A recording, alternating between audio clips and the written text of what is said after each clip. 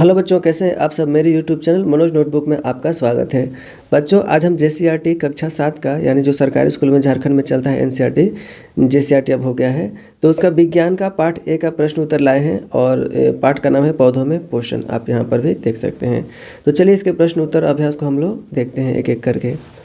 पहला है, सही उत्तर पर सही का चिन्ह लगाना है। तो पहला है, कीटों को पकड़कर अपना आहार बनाने वाले पौधों का नाम क्या है।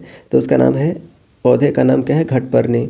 दूसरा है, पौधों द्वारा सौर ऊर्जा को रासायनिक ऊर्जा में परिवर्तित किए जाने को क्या कहते हैं। तो उसको कहते हैं प्रकाश संश्लेषण।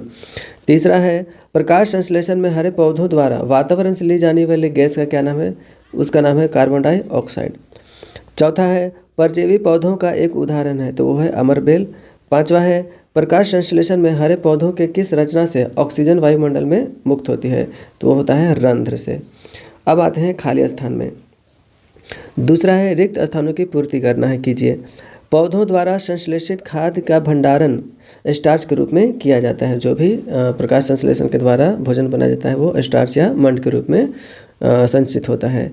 दूसरा है, पौधों के पत्तियों में पाए जाने वाले हरे रंग के वर्णक को क्लोरोफिल कहते हैं। इसी की मदद से पौधे अपना भोजन बनाते हैं। दूसरा, प्रकाश संश्लेषण के उपरांत ऑक्सीजन गैस मुक्त होती है। और देखिए तीसरा मिलान करना है, क्लोरोफिल तो ये पत्तियों में पाया जाता है, तो इसमें घ हो जाएगा। दूसरा, नाइट्रोजन स्थिरीकरण तो ये जीवाणुओं के द्वारा होता है, राइजोबियम नाम का एक जीवाणु होता है।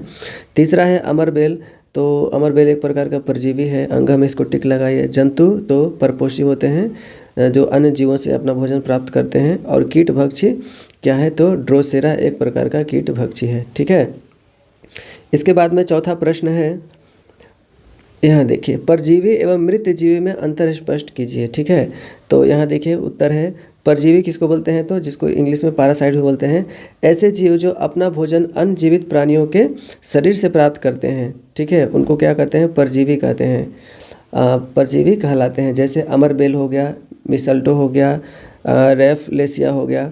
अमरबेल का आप देखे होंगे, पीला पीला कलर का रहता है, किसी भी पेड़ में लिपटा हुआ रहता है, अथी के जैसा, एकदम महीन महीन धागा के जैसा रहता है, उसको परजीवी कहते हैं। ठीक है, अब मृत जीवी देखिए, ऐसे जीव जो अपना भोजन मृत एवं विघटित जैविक पदार्थों से प्राप्त करते हैं, मृत जीवी कहलाते हैं।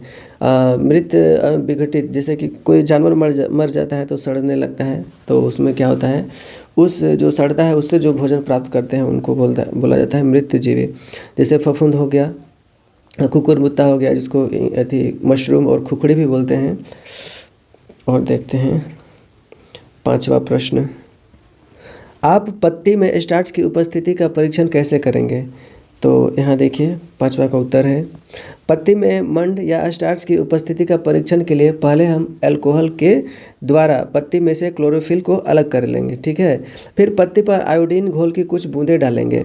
अगर पत्ती का रंग नीला हो जाए, ठीक है, नीला काला जैसा अगर हो जाए, तो हमें पता चल जाता है कि पत्ती में स्टार्च है। अगर नीला और काला जैसा नहीं होता है, नीला काला जैसा, तो इसका मतलब यह है कि उसमें स्टार्च थी क्या है, नहीं है। और नीला काला होता है तो उसमें स्टार्च है। ठीक है, छठा प्रश्न देखिए, एक शब्द में उत्तर देना है। छिद्र जिनके द्वारा पत्तियों में गैसों का आदान प्रदान होता है उसको रंध्र कहते हैं। दूसरा प्रश्न है, नालिका जिसके द्वारा जल एवं खनिज लवण पत्तियों तक पहुंचाए जाते हैं उसको वाहिकाएं बोलते हैं। ठीक है, इसके बाद सातवां प्रश्न है, निम्न कथनों के आगे सही गलत का चिन्ह लगाना है। ठीक है, चिन्हित करना है।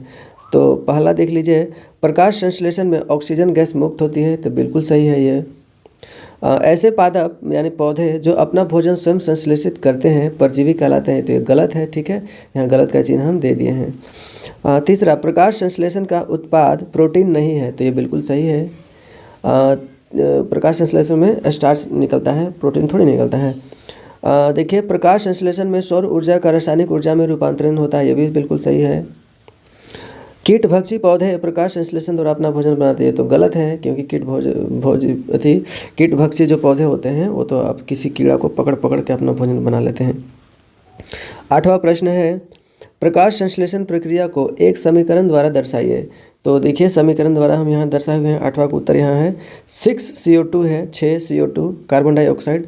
अब प्लस में 12 H2O यानी जल। अब सूर्य प्रकाश की उपस्थिति में, ठीक है ना, अब क्लोरोफिल और सूर्य प्रकाश की उपस्थिति में क्या क्या बनाते हैं, तो ग्लूकोज बनाते हैं, जिसका सूत्र है C6H12H12 और 6 है, प्लस में CO2 6 CO2 कार्बन डाइऑक्साइड और जल है यहाँ पर। तो इस प्रकार से 8वां का उत्तर हो गया।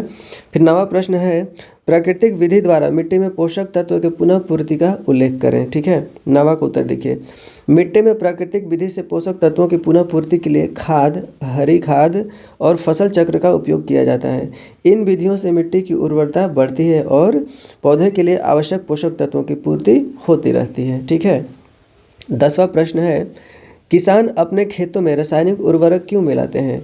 तो उत्तर है किसान अपने खेतों में मिट्टी की उर्वरता बढ़ाने के लिए रासायनिक उर्वरक का प्रयोग करते हैं। ठीक है, 7वां नाइट्रोजन युक्त फलीदार पौधों को उगाने के लिए खाद का उपयोग क्यों नहीं किया जाता है? अपने उत्तर का कारण बताइए। तो देखिए उत्तर है नाइट्रोजन युक्त फलीदार फसलों की जड़ों में नाइट्रोजन स्थिर करने वाले जीवाणु राइजोबियम होते हैं। ये जीवाणु वायुमंडलीय नाइट्रोजन को पौधे के उपयोग के लिए स्थिर कर देते हैं, इसलिए फलीदार फसलों को नाइट्रोजन युक्त उर्वरकों की आपूर्ति आवश्यक नहीं है। तीसरा है हम रसोई घर में अपना भोजन स्वयं बनाते हैं। ठीक है, इसका अर्थ यह हुआ कि मनुष्य भी स्वपोषी होते हैं। क्या आप सहमत हैं? कारण बताइए। तो उत्तर है मैं सहमत नहीं हूँ, क्योंकि मनुष्य जो रसोई घर में भोजन बनाते हैं वे सभी खाद्य सामग्रियाँ पौधे एवं जीवों से प्राप्त होते हैं। ठीक है, और जो जीव अन्य जीवों से अपना भोजन प्राप्त करते हैं वह परपोषी कहलाते हैं। अतः हम कह सकते हैं कि मनुष्य एक परपोषी प्राणी है, वह स्वपोषी थोड़ी है। पेड़ पौधा अपना भोजन स्वयं बनाते हैं, किसी के अन्य जीवों से वो प्राप्त नहीं करते हैं। अच्छा 12 देखिए, लास्ट है एक गाय हर दिन एक ही पौधे की पत्तियां खाती है, क्या यह पौधा बिना पत्तियों के जीवित रह सकता है? अपने उत्तर के पक्ष में तर्क दीजिए। पक्ष में तर्क देना है, मतलब मेरा ओपिनियन क्या है। तो उत्तर है बिना पत्तियों के पौधा मर जाएगा, क्योंकि पत्तियों के उपयोग से ही पौधे अपना भोजन प्रकाश संश्लेषण द्वारा बनाते हैं। तो इसी के साथ यह वीडियो समाप्त होता है और हम लोग मिलते हैं बहुत ही जल्द अगले वीडियो में, यानी पार्ट 2 में। तो मेरे YouTube चैनल मनोज नोटबुक को सब्सक्राइब जरूर कर दीजिएगा और कमेंट भी जरूर कीजिएगा। तो चलिए मिलते हैं अगले वीडियो में। जय हिंद, जय भारत, जय झारखंड।